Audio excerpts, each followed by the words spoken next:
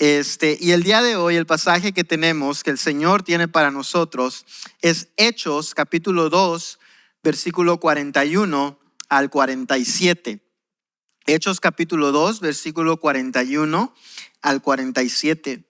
Y ya que este pasaje es tan hermoso porque es parte de nuestra historia como iglesia, le voy a invitar que se ponga de pie y que lo leamos juntos. Yo leeré el verso 41, ustedes leen el verso 42 y nos unimos en el verso 47. ¿Les parece bien? Amén.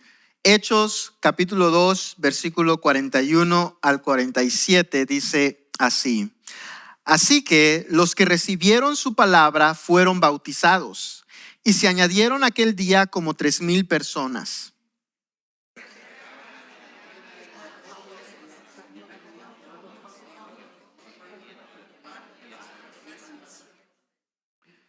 Y sobrevino temor a toda persona, y muchas maravillas y señales eran hechas por los apóstoles.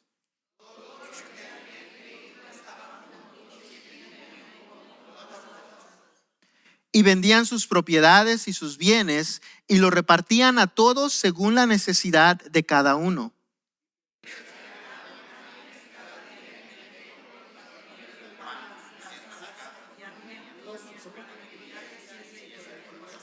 Todos juntos, alabando a Dios y teniendo favor con todo el pueblo, y el Señor añadía cada día a la iglesia los que habían de ser salvos. Vamos a orar. Señor, te damos muchas gracias por la bendición que es poder tener tu palabra delante de nosotros. Te pido, Padre, que seas tú hablándonos en esta mañana por medio de este hermoso ejemplo del poder que tiene el Espíritu Santo para transformar vidas de una manera, Padre, que personas que se odiaban, que personas que no tenían nada en común, pasaron a tenerlo todo en común. Oh Padre, que esa sea la manifestación del poder de tu Espíritu en esta congregación, Señor. Ayúdanos a entender este pasaje, ayúdanos a procesarlo y más que todo, Padre, ayúdanos a ponerlo en práctica. Todo esto lo oro, Señor, en el nombre de Jesús. Amén y amén. Pueden tomar asiento, mis hermanos.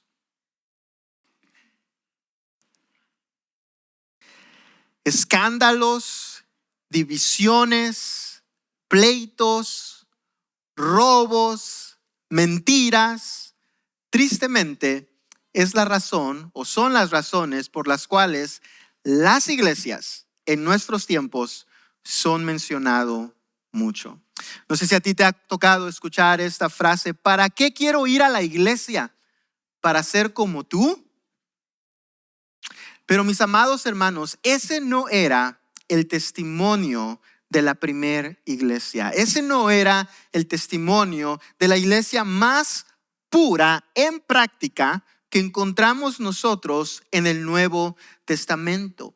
Esta iglesia era conocida y de hecho nos dice el pasaje que acabamos de leer que tenían el favor de todo el pueblo por las cosas tan maravillosas que el Espíritu Santo estaba haciendo en medio de ellos.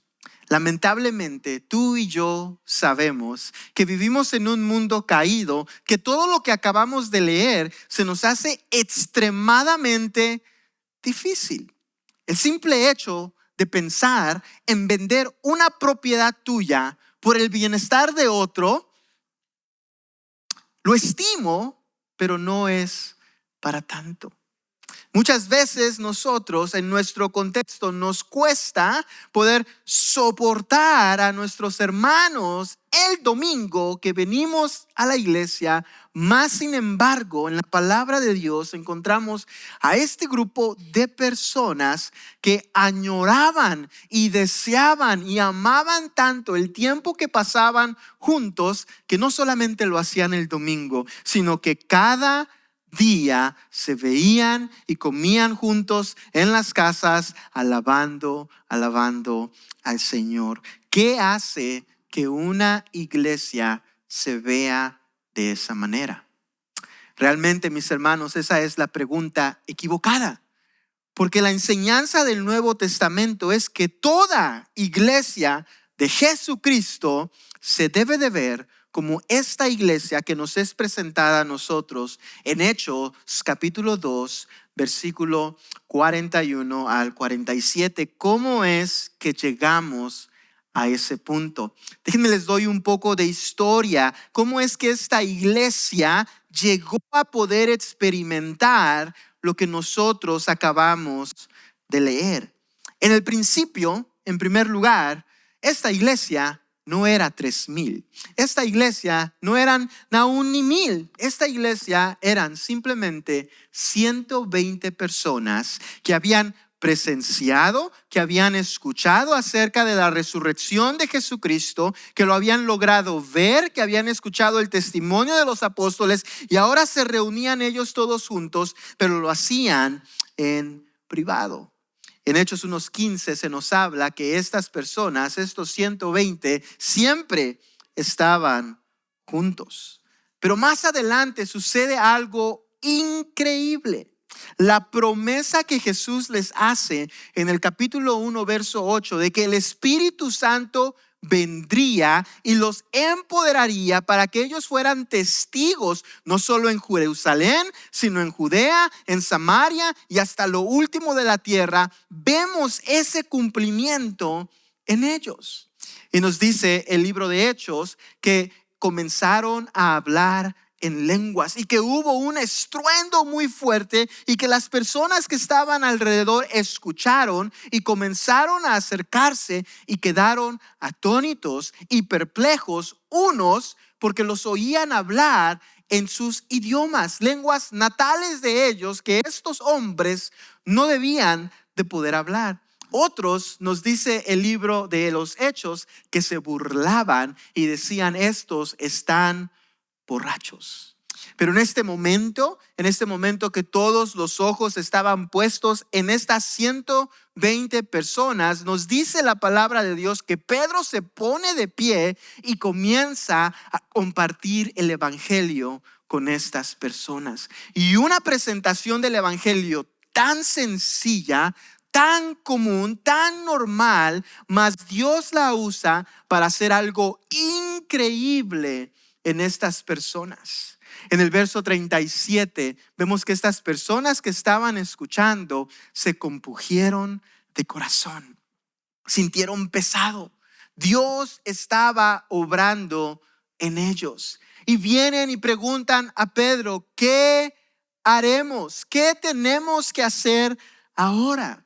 Y Pedro les dice: arrepiéntanse cada uno de vosotros y sean bautizados por el perdón de sus pecados y recibiréis ¿qué? El don del Espíritu. Y ahí es donde entramos nosotros al verso que comenzamos a leer. El verso 41 nos dice: así que los que recibieron su palabra fueron bautizados y se añadieron aquel día como 3,000 personas. ¡Qué increíble el poder del evangelio en la vida de una persona! Pasaron de la burla, de la confusión, a alabar a Dios junto con todas estas personas. El día de hoy, mis hermanos, por medio de estos versos, vamos a darnos cuenta de qué hace una iglesia. ¿Cómo se ve el día a día de una iglesia? Noten lo que dije, no el domingo, cómo se ve el domingo de una iglesia, sino cómo se ve el día a día de una iglesia. Porque la realidad de la palabra de Dios es que la iglesia no comienza a ser iglesia el sábado cuando está a punto el reloj de tocar a las 11:59 para hacer las 12, y la iglesia no termina de ser iglesia el domingo a las 11:59 cuando está a punto de tocar para hacer las 12. La iglesia es iglesia de Jesucristo todos los días, y todos los días se conduce de una manera.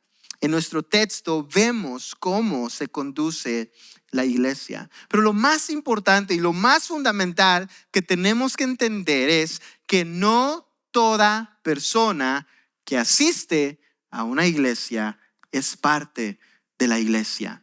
Nos damos cuenta en este texto que el cristianismo es una creencia, es una fe o una relación exclusiva. En otras palabras, no toda persona es parte de la iglesia. Algo tiene que suceder para que una persona pueda ser parte de la iglesia. Y ese es nuestro primer punto. La iglesia está compuesta por los que reciben la palabra y son bautizados. Recibir la palabra y son bautizados. Esta frase recibir en el idioma original nos alude a esta realidad de aceptar algo con alegría. Lo que nos está diciendo Lucas es que toda persona que se hace parte de la iglesia, antes de ser parte de la iglesia, recibe la palabra. Ahora, ¿de qué palabra nos está hablando el libro de los Hechos? De ese mensaje que Pedro acababa de predicar. ¿Qué fue lo que predicó Pedro? La vida de Jesús, la muerte de Jesús, la resurrección de Jesús, y que solamente por medio de Jesús y su obra una persona puede ser salva. Así que estas personas, estos 3,000 hombres y mujeres, escuchan la palabra, escuchan el mensaje y la reciben. ¿Qué significa recibir la palabra del Señor? Bueno, el verso 37 y 38 nos ayuda a entender qué significa recibir la palabra del Señor. En primer lugar, nosotros notamos en el pasaje que estas personas se compungieron de corazón. Al oír el mensaje, se compungieron. En otras palabras, entró una convicción a su vida de que, número uno, eran pecadores, y número dos, Jesucristo era la única respuesta para su pecado, y número tres, algo tenía que cambiar, algo tenía que suceder. Así que ellos se acercan a Pedro y preguntan: ¿y ahora qué haremos? Y Pedro les contesta: ¿deben de qué? Arrepentirse. Deben arrepentirse. ¿Qué es el arrepentimiento? Un cambio de mentalidad que produce un cambio en comportamiento. Lo que Pedro les dice a ellos: ahora que el Espíritu Santo los ha convencido de su pecado, su deber de cada uno de ustedes es arrepentirse de tales pecados, poner fe en Jesucristo y después, ¿qué? Ser bautizados. Y después de eso es cuando nuestro texto por fin nos dice que se añadieron aquel día como 3,000 personas. Mis amados hermanos, muchas veces en nuestros tiempos las personas comienzan su camino con el Señor en desobediencia. La enseñanza de la palabra de Dios es de que cuando Dios en su gracia te transforma tu corazón, te ayuda a ver tu pecado, y tú vienes y dices: Señor, perdóname, cúbreme con la sangre de tu Hijo Jesucristo. Después de eso, lo que tú tienes que hacer es dar testimonio al mundo de lo que Dios acaba de hacer en tu corazón, en tu alma, y ser bautizado. En primer lugar, las iglesias, la iglesia más santa, la iglesia más pura en práctica que vemos en el Nuevo Testamento, bautizaba a todos aquellos que venían a Jesucristo. Muchos de nosotros en este lugar tal vez no hemos sido bautizados. Pero en la palabra de Dios nos enseña que una iglesia, lo primero que hace cuando una persona está integrándose es ¿qué? Bautizarla. ¿Por qué razón? ¿Qué hacemos por medio del bautismo? El apóstol Pablo nos decía que somos sepultados juntamente con Cristo, ¿y qué? Y nos levantamos, resucitamos juntamente con Él para nueva vida. Cuando tú y yo nos bautizamos, estamos dando testimonio al mundo: Jesucristo ha cambiado mi vida, Jesucristo me ha transformado. Y después de que uno hace eso, entramos a lo más glorioso que sucede en una iglesia, y es la comunión de los hermanos. La comunión de los hermanos, de todos aquellos que están en Jesucristo. Verso 42 nos dice: y perseveraban. ¿Quiénes perseveraban? Estas 3,000 personas que se unieron a los 120 ahora perseveraban juntos en la doctrina de los apóstoles, en la comunión unos con otros, en el partimiento de pan y en las oraciones. Lo primero que vemos que hace una iglesia es que es devota a la palabra de Dios. Esa palabra perseverar, ¿saben cuál sería una traducción más correcta? Obstinarse a. Una persona que está obstinada a la palabra en el sentido que no se puede separar de la palabra. Estas personas literalmente estaban tan apegados o tan persistentes en conocer la palabra que no paraban de estudiar. Continuamente nos dice el texto que ellos estaban en la doctrina de los apóstoles. ¿Cuál era la doctrina de los apóstoles? Ese mensaje de salvación que ellos habían escuchado de Pedro y la consecutiva enseñanza que ellos recibían en la iglesia. Estas personas estaban continuamente en ella. ¿Sabes cómo se ve esto en práctica? Se ve de esta manera. Tú vienes a la iglesia, tomas notas, lees tu Biblia, escuchas la palabra del Señor, te vas a tu hogar, compartes con tu familia, te duermes, despiertas, repasas la palabra, la enseñanza de tu Dios que te ha transformado, te vas al trabajo, tienes la oportunidad de compartir con alguien, compartes esa palabra que aprendiste, llegas a tu casa del trabajo, meditas en la palabra del Señor, le das gracias a Dios por su palabra y ¿sabes qué haces al siguiente día? Repites. Eso es lo que el texto nos está diciendo. Estas personas literalmente perseveraban, estaban abrazados de la enseñanza de los apóstoles porque creían que esas palabras eran vida. Y si tú y yo creemos que la palabra de Dios es vida, haremos lo mismo. ¿Sabes por qué haremos lo mismo? Porque a lo largo de la historia, a lo largo del Nuevo Testamento, tenemos ejemplo que toda persona que considera la Biblia como vida, la atesora en su corazón y la estudia y medita constantemente en ella. Pero no solamente estaban comprometidos y perseverando en la palabra. Muchas veces somos el tipo de cristiano que nos gusta leer la Biblia, nos gusta estudiar la palabra, pero no nos gusta la iglesia. Mas sin embargo, estas personas no solamente estaban comprometidos con la palabra, sino que estaban comprometidos los unos de los otros. ¿Cómo nos continúa diciendo el texto? Que perseveraban también ¿en qué? En la comunión unos con otros. ¿Sabes qué significa esta palabra comunión? Viene de un término griego que se dice koinonía y literalmente hace referencia a una relación tan estrecha que se comparten los mismos intereses, las mismas metas y los mismos recursos. En otras palabras, la iglesia, los miembros de la iglesia comparten y tienen una relación tan estrecha que lo comparten todo. ¡Qué increíble! Estas personas no lo hacían porque tenían que hacerlo, lo hacían porque querían hacerlo. Al ver a su hermano, al ver a su hermana en Cristo, ellos decían, estos son nuestros compañeros de batalla, necesitamos estar juntos, necesitamos compartir todo lo que tenemos. ¿Tú te sientes así de tus hermanos y hermanas en Cristo? ¿Platicas con ellos? ¿Convives con ellos? Literalmente pudiéramos decir que koinonía, tener una koinonía es vivir la vida junto con alguien. Y el mensaje que encontramos en la Escritura es que una persona que ha venido a Cristo es integrada a la iglesia y ahora vive en comunión con sus hermanos y hermanas en Cristo. Yo muchas veces me he preguntado, ¿por qué cuando leemos el libro de los Hechos y vemos a estas personas que estaban tan seguras de lo que creían, de lo que predicaban y tan dispuestas a dar su propia vida por esta fe? Yo creo que tiene mucho que ver primeramente con la obra del Espíritu Santo en su vida y en segundo lugar por el apoyo que se tenían el uno por el otro. Ellos se veían a ellos mismos y decían, no estamos solos, somos un grupo de personas que hemos sido redimidos por Cristo y estamos juntos en esto. Mi hermano, nuestro Señor Jesucristo nos dejó la iglesia para que no vivamos el cristianismo solos.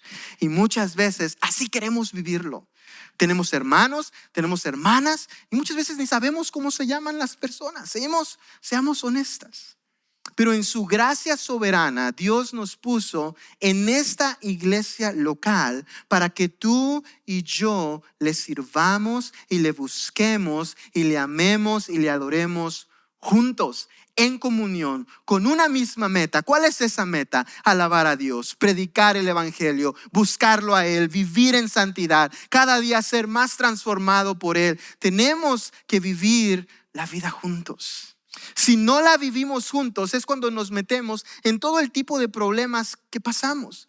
Creo yo que nunca un cristiano debería de sentirse solo. Número 1, porque Dios está con él. Número 2, porque sus hermanos están con él. Mi hermano, no huyas de la comunión de la iglesia.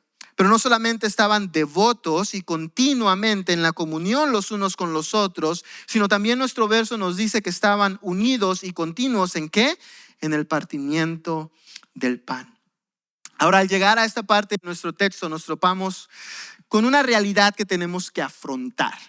No sabemos exactamente a qué se está refiriendo Lucas. Hay posibilidad que se esté refiriendo al simple hecho de compartir un alimento, o hay posibilidad que se esté refiriendo a la idea de la cena del Señor. Ahora, dada la circunstancia que Lucas menciona esta misma frase 2 veces, nos ayuda a entender a nosotros que en una instancia está haciendo referencia a la cena del Señor y en otra instancia está haciendo referencia a la comunión de simplemente ir a comer juntos los unos con los otros. Creo yo, dado que él comienza hablando del bautismo y ahora procede a hablarnos acerca del partimiento del pan, creo yo que lo que Lucas está haciendo aquí nos está diciendo que esta congregación también estaba devota y continuo en la cena del Señor. ¿Cuándo fue la última vez que tú estuviste en la cena del Señor aquí en tu congregación? Ustedes bien saben que en esta iglesia lo hacemos cada 3 meses. Y muchas veces, ese día que nos toca Santa Cena, decides no venir.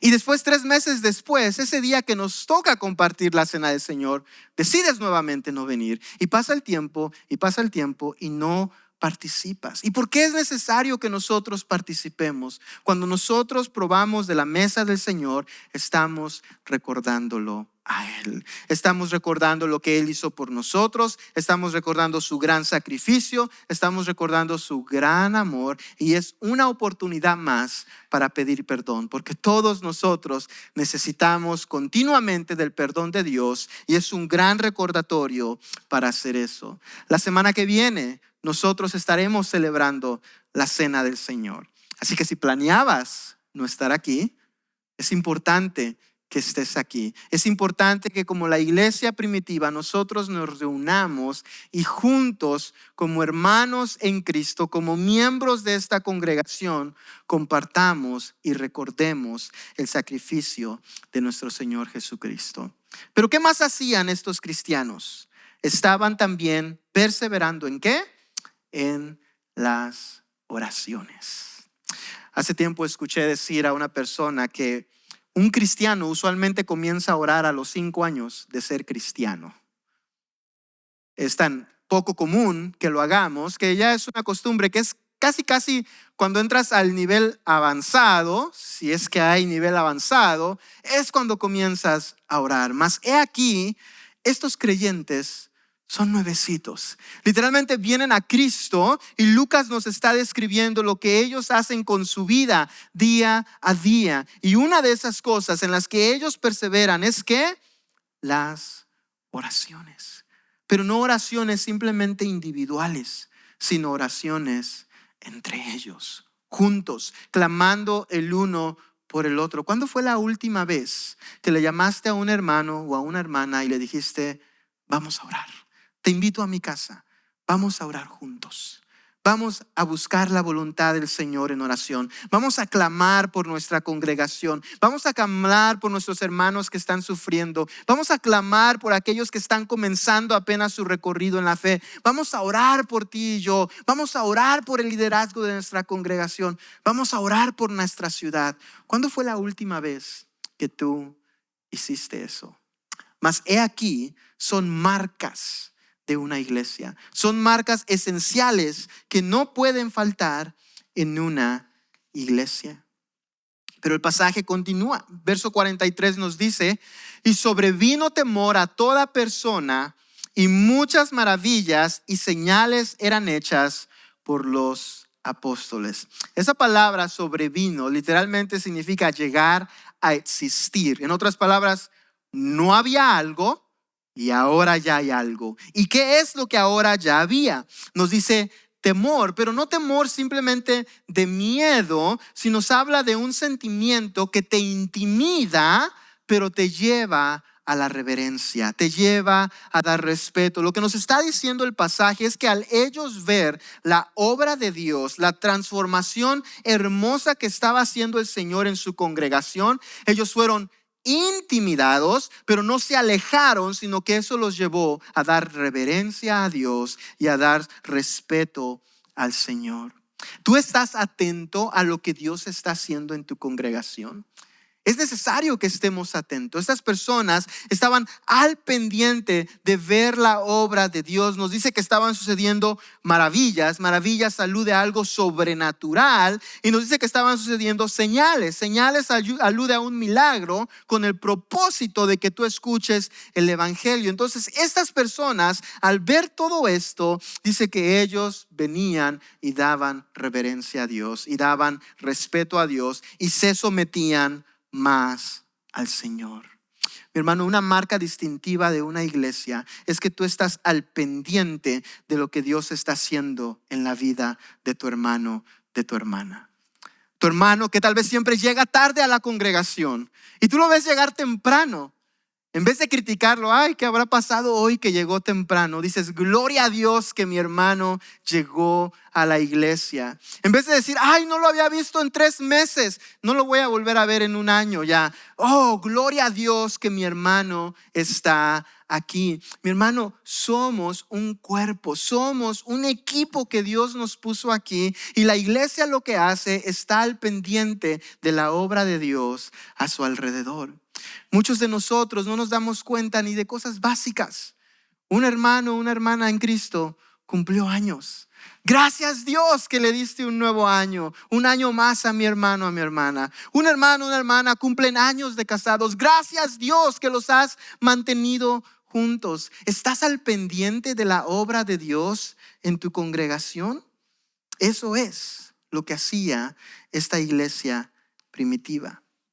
Verso 44 nos dice lo siguiente: todos los que habían creído estaban ¿qué? Juntos. Todos los que habían creído estaban juntos. ¿Sabes qué significa esa palabra? Uno. Literalmente es el término que usó Jesús cuando él dijo: Padre, que ellos puedan ser uno como tú y yo somos uno. Lo que nos está diciendo este texto es que estos cristianos, estos primeros creyentes, estaban como si fueran uno, una misma meta, una misma misión, un mismo deseo, no competencia, son un equipo, trabajan por lo mismo. Vean lo que termina diciendo el verso: y tenían que en común todas las cosas. Lo que nos está diciendo el verso 44 es que estas personas estaban unidas en algo, o en este caso estaban unidas en alguien, estaban unidas en Jesucristo. ¿Y sabes qué es lo increíble de este pasaje? Que unos versos más atrás nos damos cuenta que algunos de estos 3,000 se estaban burlando de los 120. Algunos de estos 3,000 estaban confundidos y decían: ay, estas personas, ¿cómo es que están haciendo todo eso? En otras palabras, había diferencias entre ellos. De hecho, en Hechos capítulo 2, versículo 5 al 12 se nos dice de dónde provenían todas estas personas. Y algo curioso que notamos de ellos es que eran personas que venían de lugares que se odiaban a sí mismo. Eran personas que se criticaban y decían: ay, este es Medo, ay, este viene de allá, ay, este es de Jerusalén, estos no son buenos. ¿No es eso lo que a veces hacemos nosotros? Ah, es que es mexicano, ah, es que es salvadoreño, ah, es que es venezolano. Pero ¿qué sucede? Acaba de suceder algo en su vida y ahora tienen todo en común. ¿Y qué es el vínculo que los está uniendo? Jesucristo. Jesucristo. Jesús es quien nos une a ti y a mí, mi hermano. ¿Sabes cómo sucede eso? Cuando uno vive sin Cristo, uno vive para sí mismo. Tus metas, tus sueños, tu salir adelante, tus victorias, tus riquezas. ¿Y sabes qué es lo que ocasiona eso? Conflicto con otras personas. ¿Por qué razón? Porque todos buscan lo mismo. Ellos también quieren cumplir sus metas, sus sueños, sus riquezas, su victoria. Así que una de las razones que nosotros tenemos mucha división en el mundo es porque todos quieren ser alguien. Todos quieren sobresalir. Todos quieren obtener algo. Pero cuando tú vienes a Cristo, la palabra de Dios nos enseña que te niegas a ti mismo, que tomas tu cruz y sigues ¿a quién? A Jesús. Y cuando Jesús es tu destino, cuando Jesús es tu meta y todas las demás personas alrededor tuyo están buscando la misma meta, ¿sabes qué sucede? Comienzas a tener todas las cosas en común. ¿Sabes cuál es la solución para todos los problemas de división, de pleitos, de orgullo, de corajes en una iglesia? Es Jesús. Es Jesús. Él es la solución. Cuando tú y yo nos unimos como hermanos y buscamos del Señor juntos, nuestros problemas comienzan a disiparse porque nuestro enfoque está solamente en Jesucristo, solamente en Jesucristo. Me encanta lo que dice Gálatas 3:28. Nos dice: ya no hay judío ni griego, no hay esclavo ni libre, no hay varón ni mujer, porque todos vosotros sois ¿qué? Uno en Cristo. Mi amado hermano, esta no es una realidad opcional, es una realidad mandatoria, que cuando tú vienes a Cristo te haces uno con todos aquellos que están en Cristo. ¿Y sabes cuál es la evidencia más grande de eso? La encontramos en el verso 45. Y esto es radical y algunos de ustedes se van a espantar, pero les invito a que no se espanten. Verso 45 nos dice: y vendían sus propiedades y sus bienes y lo repartían a todos según la necesidad de cada uno. ¿Qué hacían? Vendían sus propiedades, alude a terrenos, alude a casas, y sus bienes, alude a intereses que tal vez pudieran tener en negocios o cosas materiales, físicas que pudieran vender. ¿Y qué hacían con ellos? Lo repartían ¿a quiénes? A todos los que tenían necesidad. A tal punto que en Hechos 4:37 se nos dice que no había ninguna necesidad en esa iglesia, porque todos, nadie veía por sí mismo, todos veían los unos por los otros. Oh, mi hermano, filósofos del siglo V describen lo que nosotros encontramos en el libro de Hechos capítulo 2 como una utopía que no es real, que no es posible. Mas sin embargo, en el poder de Dios, en el poder del evangelio es posible, porque ya no vivimos para nosotros mismos, sino que vivimos para Jesucristo, vivimos para Jesucristo. Me da tristeza muchas veces que podemos ver a nuestros hermanos padecer y tenemos la posibilidad de ayudar y no lo hacemos. ¿Cómo puede Dios verdaderamente morar en nosotros si no somos capaces de hacer eso? Es lo más básico. ¿Qué le dijo Jesús a sus discípulos? Como yo os he amado, ustedes así deben de amarse los unos a los otros. ¿Cómo nos amó Jesús? Entregó todo por nosotros. Nos dice la palabra de Dios que se despojó. Literalmente dejó su gloria en el cielo y vino a nosotros para salvarnos y para redimirnos, y de esa manera tenemos que amarnos a nosotros mismos. Primera de Juan 3:17 nos dice: pero el que tiene bienes de este mundo y ve a su hermano tener necesidad y cierra contra él su corazón, ¿cómo mora el amor de Dios en él? Mi hermano, muchas veces leemos pasajes como estos y nuevamente entramos a esa idea de que es algo que requiere años en el cristianismo, pero realmente es las marcas que identifican a todo creyente. No puede haber un cristiano sin amor a sus hermanos. No puede haber un cristiano sin amor a la palabra. No puede haber un cristiano sin el deseo de buscar el rostro de Dios por medio de la oración. No puede haber un cristiano que pueda soportar pasar meses y hasta años separado de la comunión de los santos, porque Dios nos diseñó y nos redimió para estar juntos como iglesia, sirviendo y adorándole. Es una falacia que tú digas que puedes buscar y servir a Dios sin la comunidad de la iglesia. No es posible. ¿Y sabes cómo lo vemos? ¿Sabes por qué había la necesidad que alguien vendiera sus propiedades?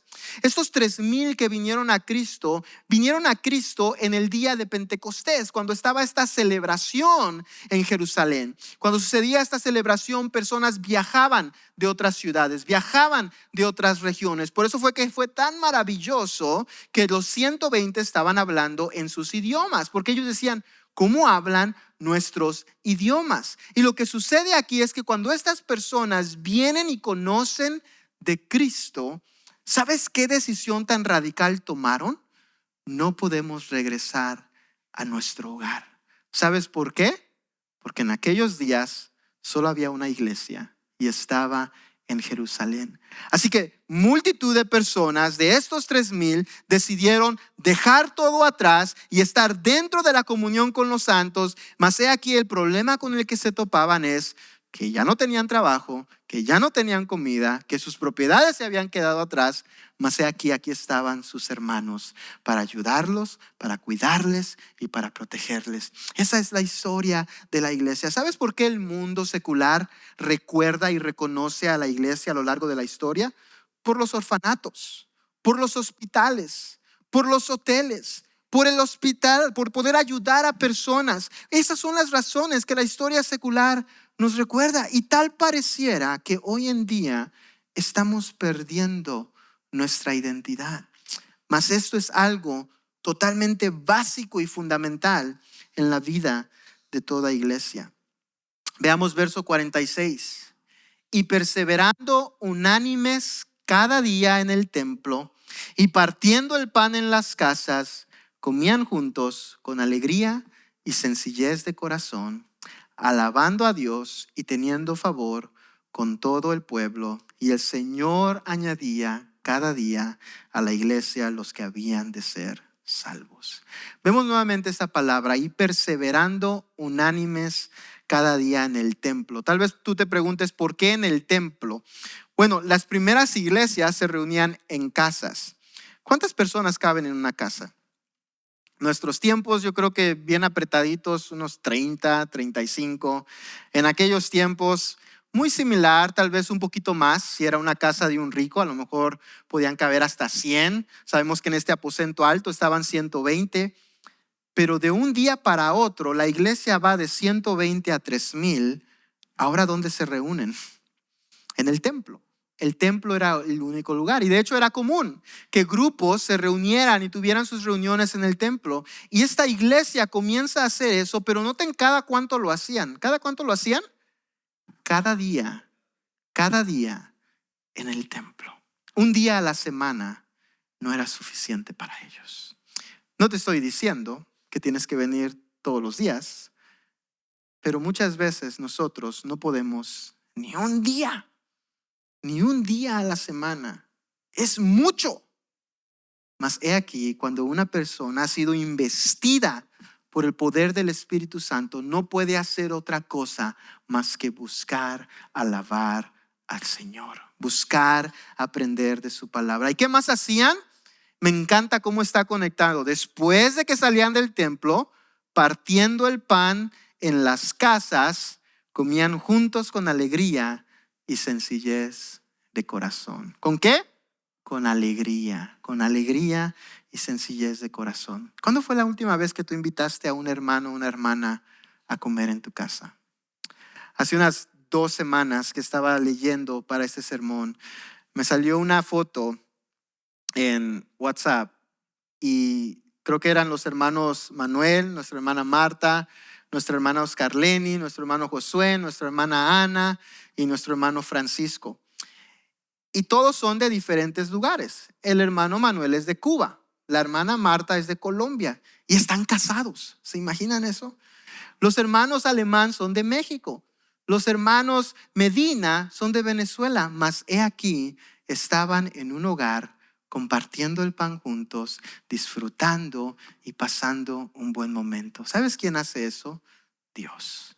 Ese es el poder de Dios en la vida de uno. ¿Cuándo fue la última vez que tú tuviste eso con tus hermanos, con tus hermanas en Cristo? Y me encanta cómo lo hacían con alegría. ¿Sabes qué significa esta palabra? Literalmente dice que se oían los gritos, las risas, las carcajadas afuera de qué tan bien la estaban pasando. Estaban tan contentos, tan alegres juntos, que cuando alguien pasaba afuera de esa casa decía, wow, estas personas están contentas, estas personas se están gozando. Y también nos dice con sencillez de corazón. ¿Sabes qué significa eso? Era una reunión simple. No es que era una fiesta extravagante, no es que tenían las mejores carnes, no es que tenían los mejores alimentos. El gozo que ellos tenían provenía de que estaban juntos, haciendo ¿qué? El verso 47 nos dice, alabando a Dios, alabando a Dios. No era suficiente para ellos alabar a Dios en el templo, que iban a comer juntos a sus casas y comenzaban a alabar a Dios ahí juntos también. Esa palabra alabar, ¿sabes qué significa? Contar de o hablar de. En otras palabras, lo que estaban haciendo es hablar de las maravillas de Dios. ¿Viste la persona que conoció de Cristo? ¿Viste el matrimonio que se restauró? Gloria a Dios. ¿Ves lo que Dios está haciendo en nuestra iglesia? Gloria a Dios. El pasaje nos dice, y teniendo favor con todo el pueblo. ¿Qué pasa cuando los de afuera nos ven unidos? Se sorprenden. Es lo que hacían estas personas. Decían, wow. ¿No sería bonito que nuestra iglesia tuviera el favor de los de afuera?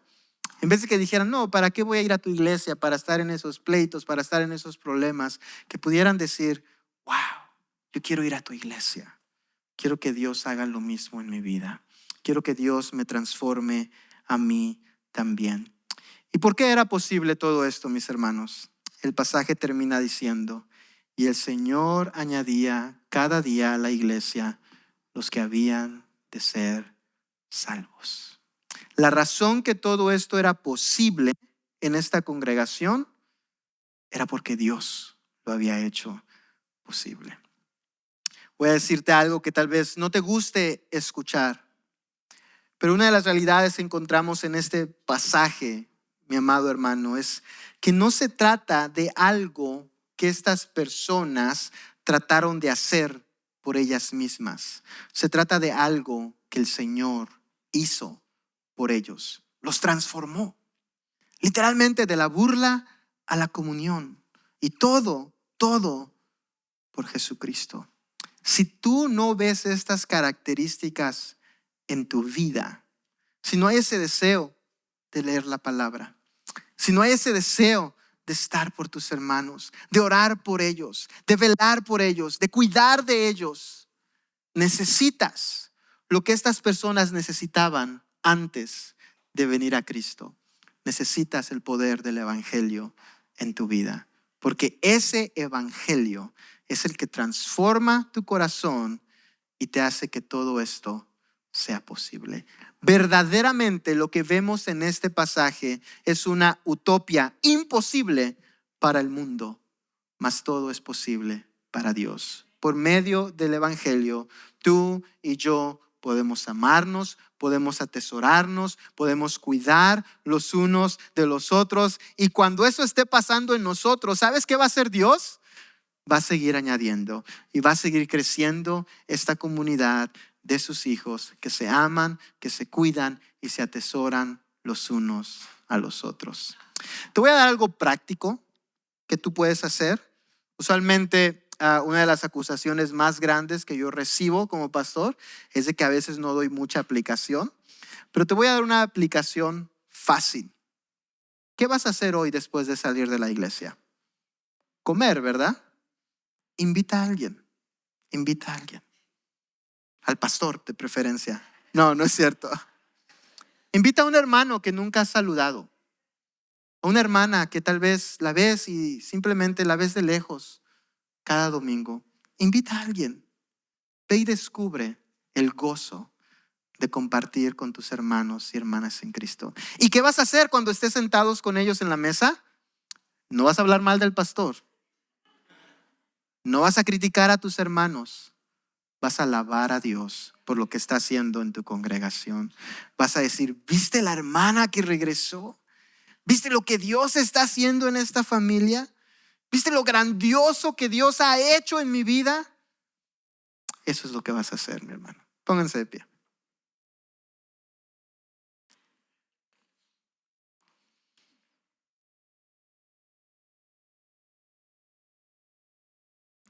En el libro de los Hechos encontramos la historia de un hombre específico que literalmente perseguía a la iglesia.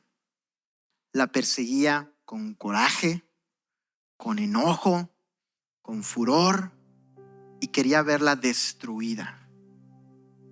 Ese hombre era Saulo.